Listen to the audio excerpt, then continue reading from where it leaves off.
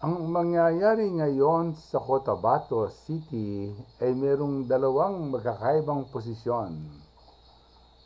Sa posisyon ng Bangsamoro Autonomous Region in Muslim Mindanao, sa araw na ito, 15 ng Disyembre, ang pag-turnover ng Cotabato City sa Bangsamoro Autonomous Region in Muslim Mindanao.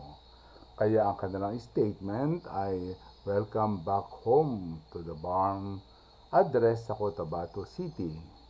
Ngunit sa city government, ang kanilang posisyon, ang pag-turnover ay walang iba kundi ang Cotabato City DILG ay tatransfer sa Ministry ng Interior Local Government ng Bangsamoro Autonomous Region in Muslim Mindanao.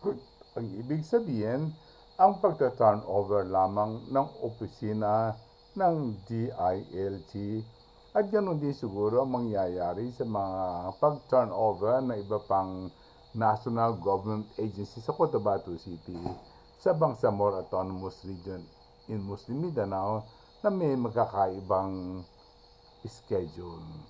Kaya ang sabi ng Cotabato City ay business as usual sapagkat ang talagang pag-turnover ng Cotabato City sa BARM ay will be an executive order ng Presidente ng Pilipinas o kaya ang pagdesisyon ng Supreme Court sa kaso na isinampa ng Cotabato City tungkol sa nangyari noong plebiscite.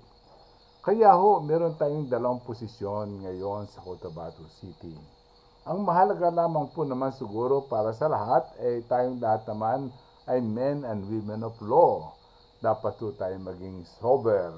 Hindi dapat po tayo magkalat ng mga hate statement o magkaroon ng sabihin natin ng pananakot o kaya sabihin natin na papatayin ka o hindi ka papatayin.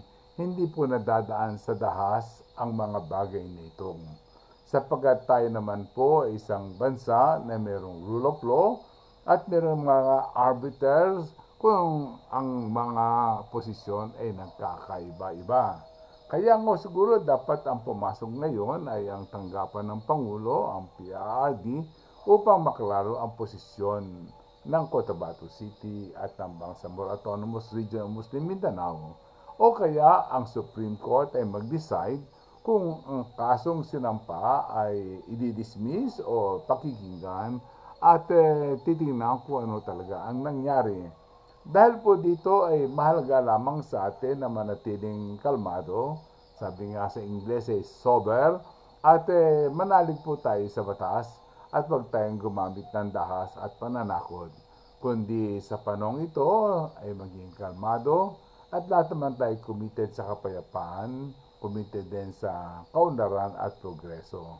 Maggalang po tayo sa mga kanya-kanyang karapatan at kanya-kanyang interpretasyon at meron naman pong natural arbiter kung nagkakaibang interpretation of the law o different positioning tungkol sa mga bagay ng turnover incorporation. Ang mahalaga siguro na malaman din ng lahat ay nagkakaroon nga ng mga debate ngayon. Ano ba mangyayari kung magkaroon man ng turnover? Ang mangyayari lamang sapagkat ang local government naman po ay govern ng local government code. Sabi nga ay hindi mababawasan ang kapangyarihan, prerogative ng local government units, lalong-lalo ang chartered city katulad ng Cotabato City. Kung magkakaroon man po ng turnover, ito po ay kadagdagan sa privileges, kadagdagan sa mga pondo, kadagdagan sa proyekto. Hindi ho pagbawas sa ini-enjoy na autonomy lang ng ating Cotabato City. Sapagkat napakahalaga yon, nasa batas yon, na no diminution ng powers already enjoyed by the local government units under the local government code.